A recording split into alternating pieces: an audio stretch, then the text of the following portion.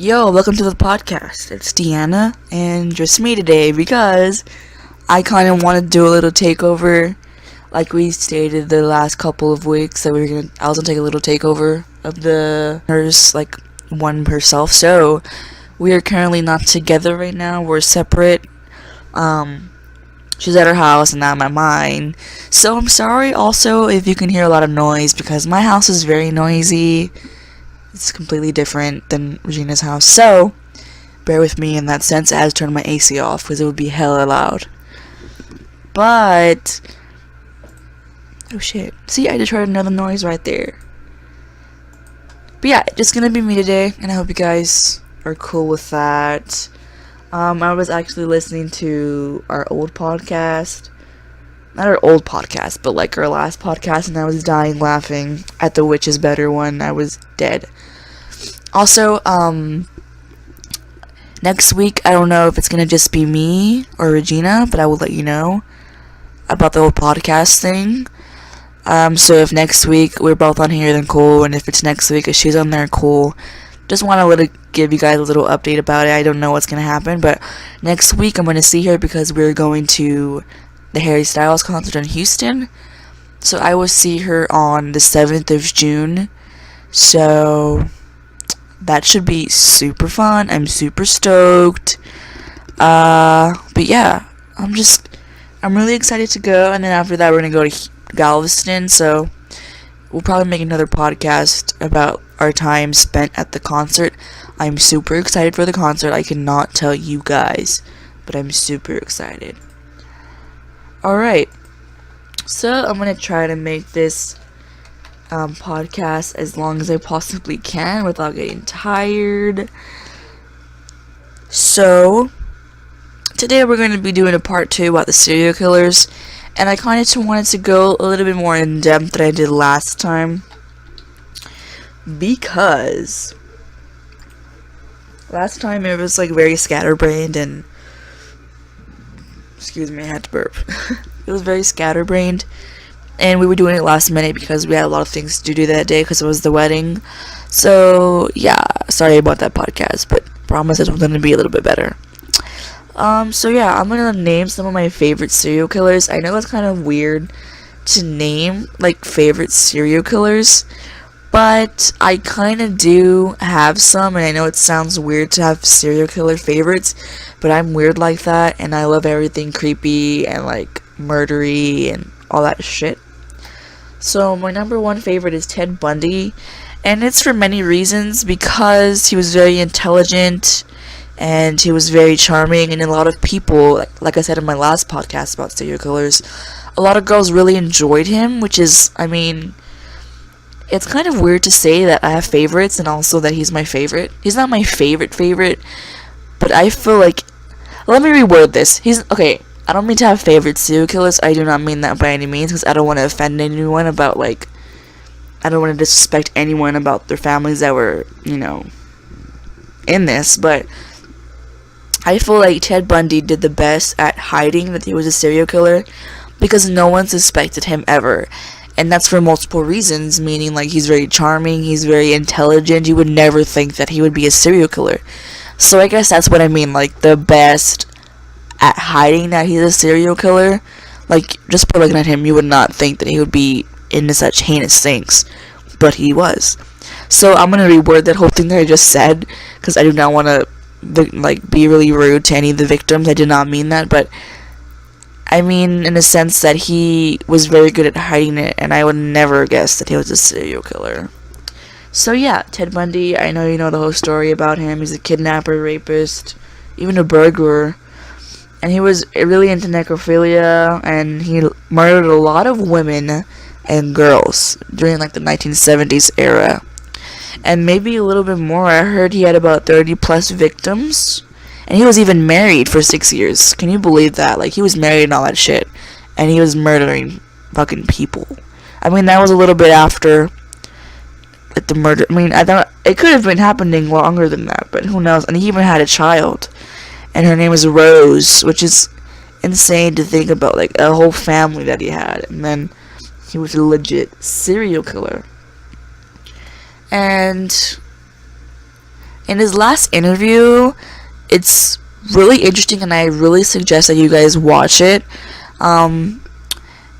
He talks about, like, before his last interview, it's like before he's getting executed, and maybe I should play a little bit for you guys to hear him, or maybe not, because then it'll get a little bit too loud, and I don't want to be too loud on the podcast. But I'll just give you a little bit of facts about him. He confessed to 30 homicides in different states from 1974 and 1978. He also had a buggy, a Volkswagen Beetle. Can you believe that? He had a little buggy. That was his car.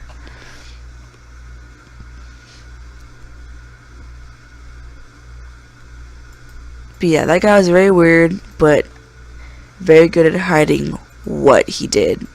Which is, you would think that you would have a little bit of remorse after, obviously these serial killers are maniacs, and a lot of them either are psychopaths or sociopaths, which is a huge difference, and I could explain so many reasons why. A sociopath is driven by, people, things around them, so, the environment and all that shit, people bullying them, that's a sociopath.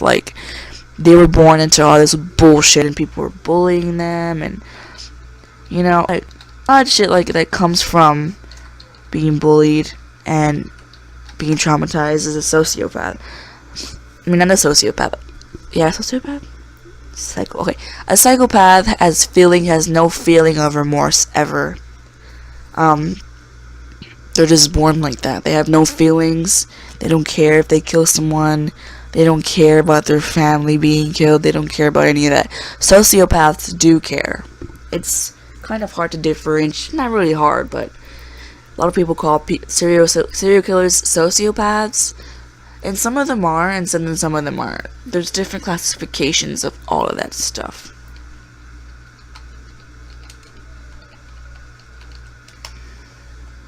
Sorry, I need to take a little throat break. I need to drink some water.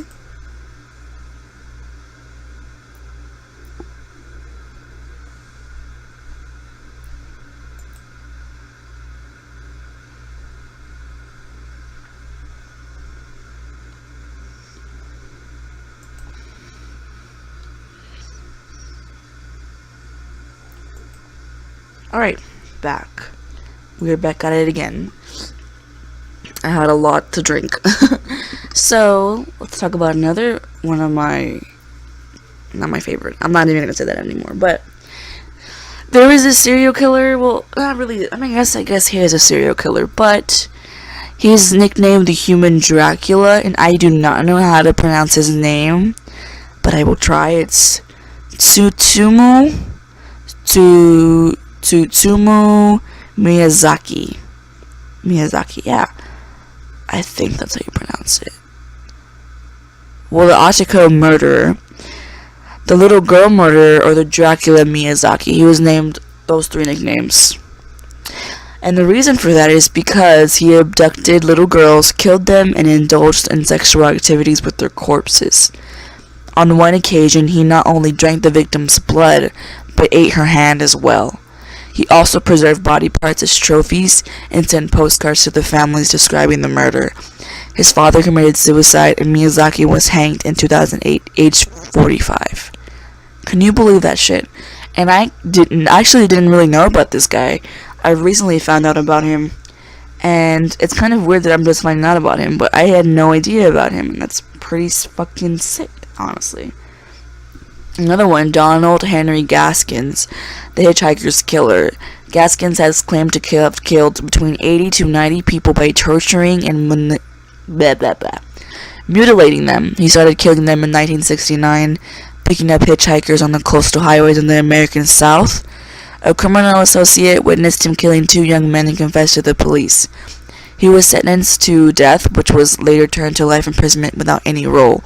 Gaskins added another murder to his name and became the only man to have ever killed an inmate on death row. So he was the guy that I heard about, actually. The only guy to have ever killed an inmate on death row. Can you believe that shit? He had the time and audacity to kill someone, an inmate, while he was on death row. Can you believe that shit? He had no fucks. He gave no fucks. Can you believe he killed 80 to 90 people by torturing them? That's fucking insane. Here's another one. Luis Garavito, the Beast, also dubbed the media as the La Besticia. Well, the Beast, yeah. The Colombian is probably one of the world's worst serial killers. Really? He confessed to the torture, rape, and murder of 147 boys. What the fuck? But the number is believed to be over 300. He was found guilty on 139 counts, which should amount to 1,853 years in prison. But Colombian law limited it to 30, which is what he was sentenced in 1999. He may be released earlier for cooperation and good behavior. Are you fucking kidding me?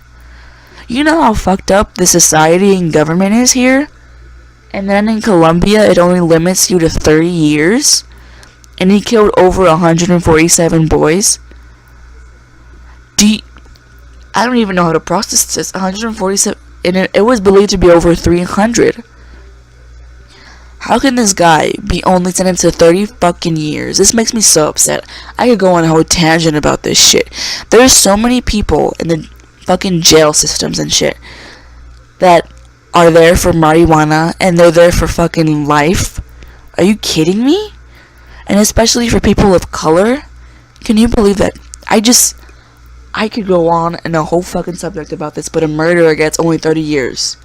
Because the law limits to 30 years. Are you fucking kidding me?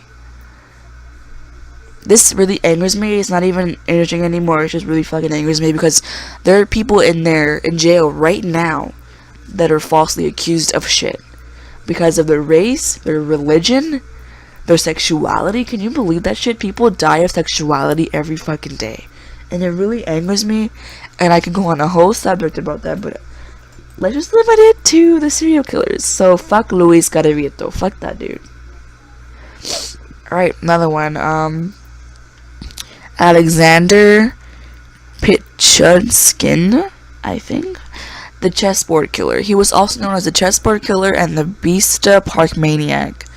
His targets were homeless men whom he lured to his house with vodka. He is believed to have killed 49 people, most of them with repeated hammer blows to their heads and inserted a bottle into the gaping skull wound. He initially said he wanted to complete the number of squares on the chessboard and kill 64 people. Also, it is believed that he was in competition with another Russian serial killer, Andrei Chikatilo, who was convicted in 1992 for 53 killings. It was the very same year Alexander started killing. So that guy is just a sociopath. He just is fucked up. Okay, here's the other guy that they were talking about. Andrei Chikatilo, the butcher. Andrei, the butcher of Rostov, said, "When I used my knife, it brought psychological relief. I knew I had to be destroyed. I was a mistake of nature." He was responsible for sexually assaulting, killing, and mutilating 53 women and children between 1978 and 1990 in Russia. Wow. After being captured in 1992, he was ordered to be killed by a firing squad in 1994. Holy fuck. He even said it himself. "I have to be destroyed. I was a mistake of nature." Isn't that crazy when people know that they're wrong? Something's wrong with them, like that, is it the UT shooter? I think it was a UT shooter. Where he, left a note. I think it was a UT killer. The shooter from the tower. Where he said in his, note that he left, a note that he left before he killed himself saying, "There's something wrong with my brain." He thought that there was something, he wanted them to check if there was anything in his brain when he killed himself after he killed all those people, and they found out that he had a tumor. So it's these people know that they're fucked up, and because they can sense the change in behavior of themselves, and that's just really weird to me. Number 10, Charles Edmund Cullen. Ooh, the Cullen. The Angel of Death. Cullen worked as a nurse in many hospitals, but kept switching jobs as he was fired for suspicious behavior for many of them. He confessed to murdering 40 elderly. Oh my god, elderly. He confessed to murdering 40 elderly patients in New Jersey from 1984 to 2003. He did this by poisoning his patients to death with unprescribed medication. He stated that he wanted to relieve the patients from their suffering, much like an angel would. Experts say he had more than 300 victims. Cullen has been imprisoned for life. That's really fucked up, but I get what he means. But even then, it's just not right. And also, he was in prison for life. Yet the guy that brutally murdered boys, over 140 boys, is only sentenced to 30. Fuck that. Patrick Wayne Kearney, the trash bag killer, also called the trash bag killer, he operated between 1975 to 1977. Kearney had a high IQ, but once captured, he confessed to 32 murders of homosexual men. Ugh, that fucking... I haven't even finished reading, but that's just... That happens today, and it's just so sad that it still happens. Kearney would dump their bodies along California highways and wrap them in trash bags, thus earning the name. He was convicted of 21 murders, but was sentenced to life because of his confession. Dennis Rader, BTK murderer. Between 1974 and 1991, Dennis Rader murdered 10 people in Wichita, Kansas. He even sent letters to police taunting them under his alias name BTK, which stood to blind, torture, kill. His technique was to stalk his victims before breaking into their homes, binding their limbs, and finally strangling them. He disappeared in 1988, but re-emerged in around 2005, when he sent a floppy disk to press, which helped in tracing him. Rader confessed to his crimes and is serving 10 consecutive life sentences, with the earliest release date possibly being February 26, 2180. 2180. Oh fuck. We're gonna be dead by then. He's gonna be dead by then, so. John George Haig, acid bath murderer. Wow, what the fuck? I haven't heard about an acid bath murderer. John George Hay was also known as the acid bath murderer and operated during the 1940s. He was convicted for the murders of 6 people. Although he claimed to have killed 9, he was a professional con man who lured wealthy people by charm and descent into a warehouse where he shot them. Later, he would dissolve their bodies in sulfuric acid, then forge papers to sell their possessions and collect their life savings. Damn! He was sentenced to death and hanged in 1949. I've never heard of that. He would fucking shoot them, fucking dissolve their bodies in acid, and then forge papers to sell their possessions. That dude was a real fucking con artist. What the fucking murderer? Paul Nose, the Casanova Killer. Also known as the Casanova Killer, Nose used his charm into making victims believe him, and then later killed them. He killed a total of 18 people, although the count might be more. His victims included men, women, and children. The man from Florida was eventually killed by an FBI agent in 1974 when he was trying to escape. William Bonin, the Freeway Killer. Bonin was also known as the Freeway Killer between 1979 and 1980. Excuse me. He raped, tortured, and murdered at least 21 young men. Bonin would dump their bodies along freeways in South California. After being convicted for 14 of his killings, he was executed by lethal injection in 1996. His sadistic side was still seen during his prison sentence when he corresponded with many of his victims' families about how the children reacted to his torture. We all know the next one, Aileen Wuornos, the monster. Her story allowed Charlize Theron to win an Academy Award. She played Aileen in the 2000 movie Monster. While working as a prostitute, Aileen killed 7 men in Florida for their money and confessed to shooting them, claiming all of them had either raped or attempted to rape her. She died in 1992 by lethal injection. We all know that one. It's on,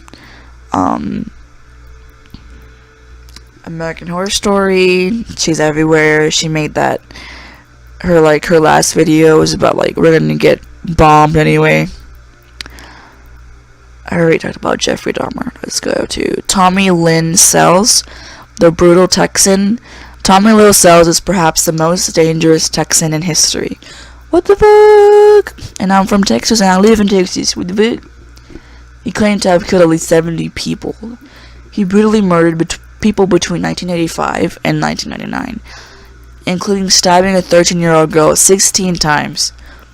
Sells broke into the bedroom of a 10-year-old girl, stabbing her and left her to die. But despite her injuries, she managed to survive and gave a detailed description of Sells to the police. He was sentenced to death and remains on death row in a high-security prison in Texas. Kill that asshole. Pedro Rodrigues Filho, the Brazilian maniac, arrested in 1973. Pedro was later convicted in 2003 for the murder of at least 71 people and was then sentenced to 120 years imprisonment. He was only 14, when he committed his first killing. He wreaked havoc on local drug dealers in revenge for his girlfriend's killing while he was imprisoned. In prison, he even executed his own father, who was also serving time for murder. Filho went on to kill at least 47 inmates while how did he do that? 47 inmates while imprisoned. His continued killings have led to a sentence to make increase to 400 years imprisonment. Damn, he's dead. He is 100% dead by now. Alright, moving on. Robert Lee Yates pleaded guilty to murdering 13 women in Spokane, Washington between 1996 and 1999. Yates would solicit sex workers in Spokane Skid Row area, have sex with them, kill them, and dump their bodies in rural areas. Well, fuck that guy. Fuck all these guys, honestly. Chester Turner. The serial killers listed here are their... Oh, shit. I read the wrong thing. Chester Turner was convicted of killing 47 people in Los Angeles in the 1980s and 1990s. Most of his victims were raped and strangled. Prosecutors called Turner one of the most prolific serial killers in the city's history. He is on death row. Angel Marturino Resendes, known as the Railroad Killer, killed at least 15 people across the U.S. and Mexico in the 1990s. He would jump off trains. Damn, he's doing some parkour. Taken illegally across the border and kill people in their homes with rocks and pickaxes and other blunt objects. He would often steal some of their things and sometimes rape his female victims. He was executed in 2006. Carol Cole strangled at least 15 women and one boy in various states between 1948 and 1980. He confessed to the killings, saying there could have been more because he was usually drunk when they occurred. Wow. Randy Stephen Kraft, known as the Scorecard Killer, drugged, raped, tortured, and murdered at least 16 young men between 1972 and 1983. Kraft's nickname came from the fact that he left a cryptic list of his victims. Investigators believe, based on his list and other evidence, that Kraft killed 67 men, but he was only convicted of 16 murders. Charles Ray Hatcher raped and murdered at least 16 people, mostly young men and boys, in Missouri, California, and Illinois between 1969 and 1982. He hanged himself in prison.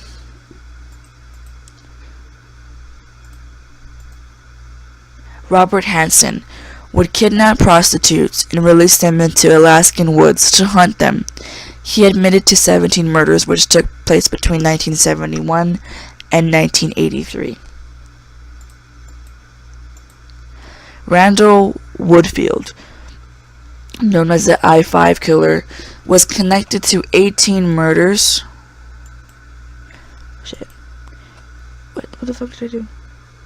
18 murders in Washington, Oregon, and California between 1979 and 1981, and may have had many as 44 victims. He was known to sexually assault his female victims.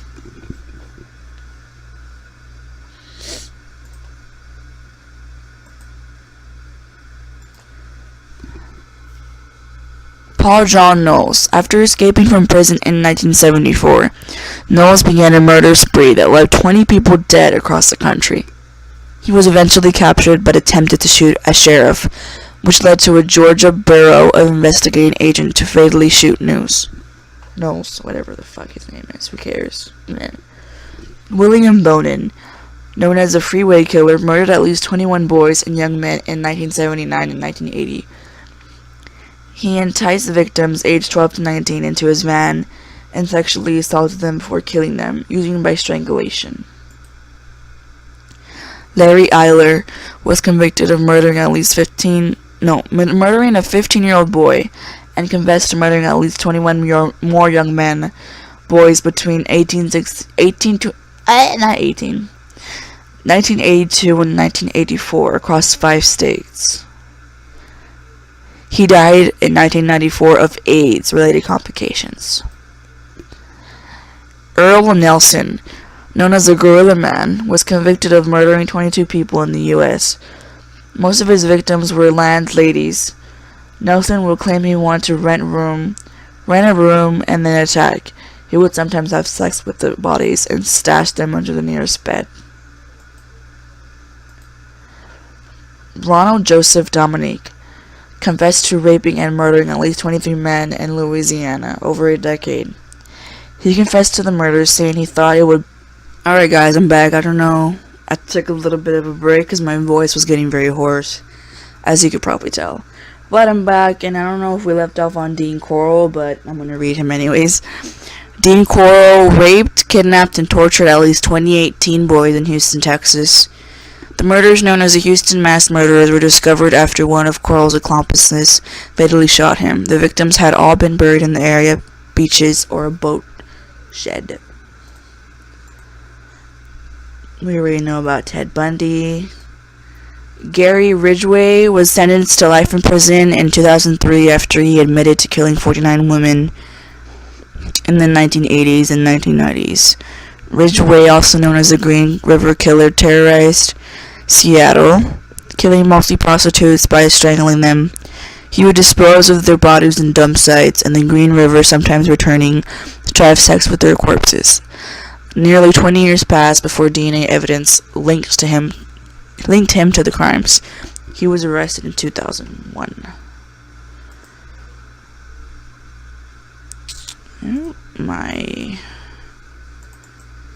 My computer is messing up now. But yeah, moving on to other serial killers. Right now I'm just like reading the list of serial killers that I find pretty interesting, or the ones I didn't know about. All the good stuff. I am going to be doing a Halloween special, because Halloween is my favorite time of the year and my favorite holiday, and I love everything Halloween. So maybe I could do some spooky stories, or like, you know, something creepy, something paranormal. I can probably do some paranormal story times, or like, also I'm getting into tarot cards. I'm going to be purchasing some tarot cards. I'm going to be doing some, you know, I'm really getting interested into this religion called Wicca. So if you guys know of the religion called Wicca, I suggest, if you don't know about it, then you look it up. Very, very cool culture, very cool religion. But yeah, they're like basically witches, but they're good witches. They use the earth, they use their book, I forgot what it's called, the Book of Spells, or something like that. It's really cool. I did some research on them a little bit. I'm very interested in that, so I can talk to you guys about that religion if you'd like. Or, I I probably will be talking about that. And I'll also be like doing some tarot cards because I'm really into that stuff, so only time will tell. But right now I'm going to do a little bit more interesting stuff right now. The one that I'm switching over to is like, so I live in San Antonio, me and Regina live in San Antonio, and there's this news article that I came upon, and it's called 13 Serial Killers with Ties to San Antonio. So I'm very interested in this. I have not really read about any link to San Antonio, so it's going to be really great. So, alright, let's move on. Let's move to the first person, which is a female, actually, which is kind of really rare to see female serial killers, but let's read it anyways. Janine Jones. It is estimated Janine Jones killed 46 infants and children between 1977 to 1982 while working as a nurse at Bexar County Hospital Pediatric Intensive Care Unit. Jones contrived situations where she could be praised as a hero by injecting her victims with life-threatening drugs such as digoxin, heparin, and Sicilian so she could resuscitate them when they faced mortal peril. Dozens were killed. She injured 6 more children and murdered 1 while she worked at Kerrville Pediatrics Clinic. Her exact number of victims remain unknown because the Bexar County Hospital shredded all related employment and pharmaceutical records to avoid lawsuits. Jones was tried and convicted for just 1 murder. Despite the dozens of deaths attributed to her, she is serving a 99-year sentence plus a 60-year concurrent sentence for attempted murder. Due to a 1977 law addressing prison overcrowding, she will be released on automatic parole in 2018. Whoa, she might be out already. What the fuck? That's super interesting. I've never heard of her, actually. And in my own little city. This is fucking crazy. This is really interesting, actually, because I never knew about this one. The next person is the Texas-Louisiana axe murders. Between January 1911 and October 1912, 49 people were murdered by an unknown killer in Texas and Louisiana. In each case, the murder weapon was an axe. The victims were biracial spouses and families with mixed-race children, and the locations of each murder were along the Southern Pacific Rail line. 2 San Antonio families are among the victims. 5 members of the castaway were murdered in March 1911. 11 months after 5 members of the Burton family were slaughtered in their beds. The killings ended in San Antonio in 1912 after the failed attempt to murder the wife of James Dashiell. The identity of the murderer remains a mystery. Among those implicated were Clementine Barnett, considered to be the first confessed African-American serial killer in modern history, and accomplices associated with the Church of Sacrifice, which reports tied to voodoo cults at the time. Barnett confessed to some of the early murders in Louisiana, but the waves of death continued while she was incarcerated. Another theory ties the murders to the famed Axeman of New Orleans, who terrorized the French Quarter in 1918 and 1919. Another suggestion claims the murderers are not linked at all, considering axe murders were not quite common in the United States at the time. I did not know that either. This is just really, really shocking me because I've never knew about the first one or the second one either. But next one is Joseph Ball, known as the Butcher of Elmendorf and the Alligator Man. Oh, I know this one. Ball owned the Sociable Inn in Elmendorf, Texas. He built a pond for 6 alligators that he charged people to see. Ball was suspected of foul play after several women in the area went missing, including Ball's wife, barmaids, and former girlfriends. He shot himself when Bexar County sheriffs arrived to question him. His accomplice, Chris Wheeler, confessed to helping Ball dispose of the 2 victims' bodies. He claimed Ball had murdered as many as 20 women who had fled to the alligators to dispose of the evidence. There is no definitive proof that the alligators ate any of Ball's murder victims. After his death, the gators ended up at the San Antonio Zoo. What the fuck? At the zoo? I knew about that story, but I didn't know about the whole zoo part. I wonder if they're still there. Angel Martuno Resendes. descendant was a Mexican drifter known as the Railroad Killer. I think we read about this guy already. A serial killer and rapist who robbed freight trains to travel north. Yeah, we read this one. He is known to have killed 15 people in the multiple states between 1986. The first of which was an unidentified San Antonio homeless woman. After his capture, he confessed to the murders of the woman's boyfriend, dumping his body in a creek somewhere between San Antonio and Uvalde, although no body has ever been discovered. Wow. Yeah, we read that one already, but I didn't know he was tied to this.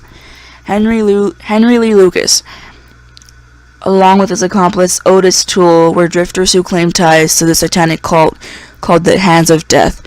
His killing spree began with the 1960 murder of his mother until 1983. Convicted of 11 murders, Lucas later confessed to the hundreds of unsolved deaths, but later recanted most of his confessions. Among those recanted confessions were the murders of the 6 victims of Bexar County. At a 1985 report by Texas Attorney General Jim Maddox cast doubt on most of his murders, Governor George W. Bush committed his death sentence in 1999. He died in prison. Otis Toole. Oh my god! I know about Otis Toole. Oh my fucking... Wait, I'm just having like a flashback. I know of Otis Toole. Oh my god, I feel weird. I know of Otis Toole. I know I do. So he was connected to Henry Lee. Oh my god, yes. I did not know they were... Oh my god, I'm shook. I'm 100% you know who Otis Toole is.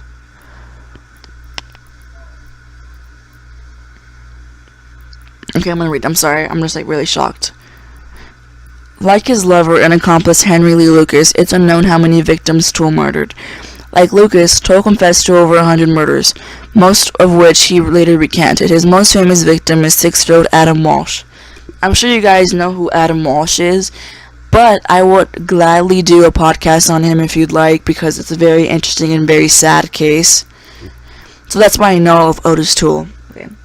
Son of the American Most Wanted host Josh Walsh, Toole was also a serial arsonist and confessed cannibal. He claimed he and Lucas kidnapped a sleeping baby left in the car in San Antonio, a crime that has never been substantiated, but he died in Florida State Prison in 1996. That really just like gave me chills, because I knew of Otis Toole, but I did not know he had any ties to San Antonio. That's fucking creepy. Whew. Moving on, Elmer Wayne Henley Jr. Henley was tried and convicted in San Antonio for the deaths of 6 teenage boys in Houston. He, along with David Brooks, were accomplices of Dean Corll, the serial killer known as the Candyman. Together, the three perpetrated the Houston mass murders, considered the worst example of serial murder in American history at the time. During the 1970s, the three murdered at least 28 young men, mostly teenagers who were lured to Corll's home or abducted by force. The victims would be stripped naked and tied up for days while they were sexually assaulted, beaten, and tortured. Finally, Corll and his accomplices would murder their victims by strangulation or gunshot. The murders did not come to light until Henley murdered Corll. He is currently serving a life sentence. Stephen Peter Morin. In 1985, Morin was executed by lethal injection for 1981 murder of 21-year-old Carrie Murray Scott outside Maggie's restaurant in San Antonio. What? What the I need to... wait.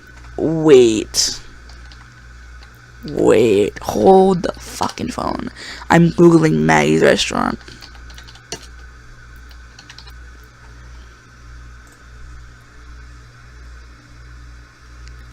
Holy shit.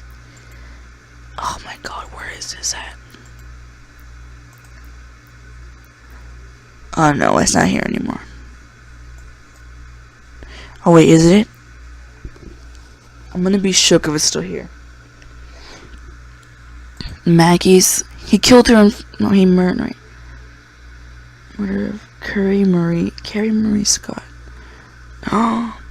Oh my god, it's a very old restaurant on San Pedro. Oh my god. This is giving me mad chills.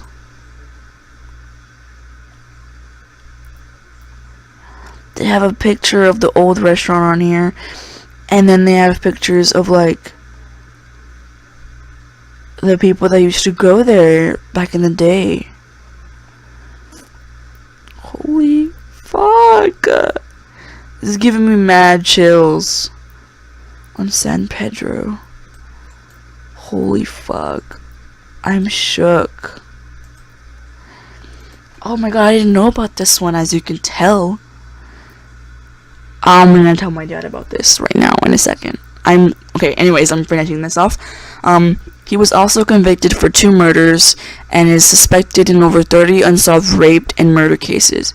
He is the only second person in history to plead guilty to capital murder and trial. I'm really shook about this. I need to take a picture of this. Stephen Peter Morin. And there's freaking sirens going off right now. How weird. Oh, we already talked about Tommy Lee Sales.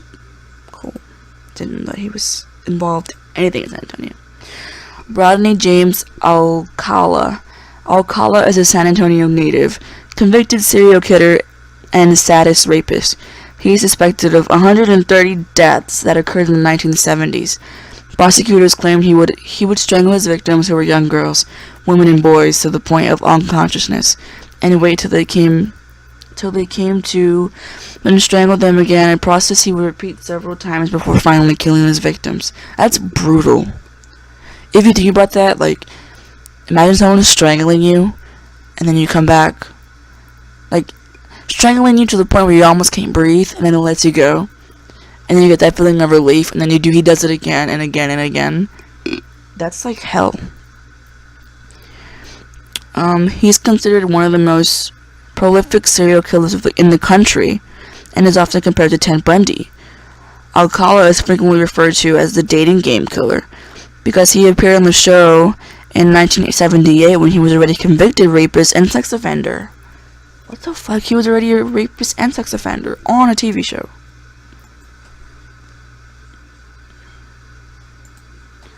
David Villarreal.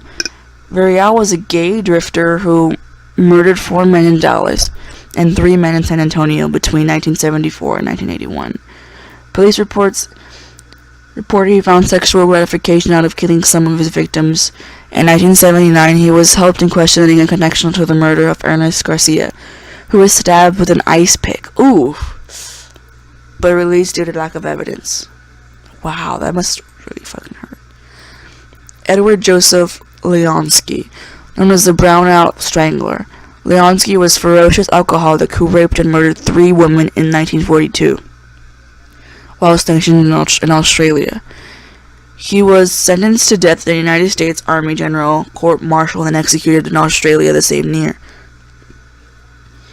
His order of execution was personally signed by General MacArthur. Leonsky's murder inclinations began in Alamo City. His first attempt to strangle a woman occurred while stationed in San Antonio. What? What? What?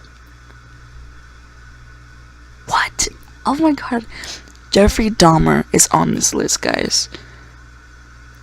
He's on the fucking list of 13 serial killers with ties to San Antonio. What the fuck? This is the last one, too. I'm shook. Because of San Antonio's role as a military hub, a number of serial killers were stationed in San Antonio during their lives. The most famous of which was Jeffrey Dahmer. He was trained at Fort Sam Houston as a medical specialist in 1979. Other notable serial killers stationed in San Antonio include Dennis Rader, known as the BTK killer. What? So he didn't really kill anyone here, but he was trained here from the military. Oh my god. Oh, I'm really shook. That was very, very, very interesting. I'm very shook about the one where he took this girl from Maggie's restaurant, Carrie Marie Scott. Wow. Okay, so I went to go ask my parents, and they told me they remembered Maggie's restaurant, And I'm just like, what the fuck? And in the paper, in the article, it says 1985. Yeah, 1985. Wait, 1981. 1981. It happened, and my dad remembers it. And now it's a car lot. I'm just like shook because it happened here. And he's like a drifter? I'm just really invested. I really love just looking into shit like this. I know it's creepy, but it's really, really... And they have old photos. That creeps me out. It doesn't creep me out, but it's just like, it's weird. I don't get, since like something happened here, I don't get good vibes. And it's weird. There's all these pictures, and wow. I'm shocked. Wow. It's insane to see it. I need to bookmark this page because this is really cool. I wish I could just do research all day, just for no reason, just for my own personal fucking entertainment.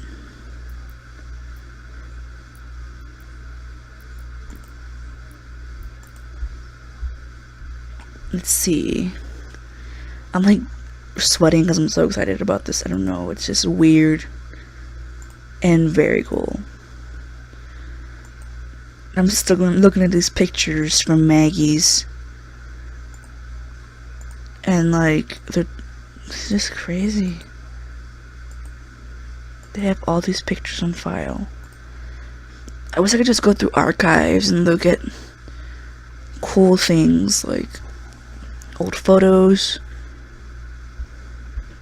This is insane.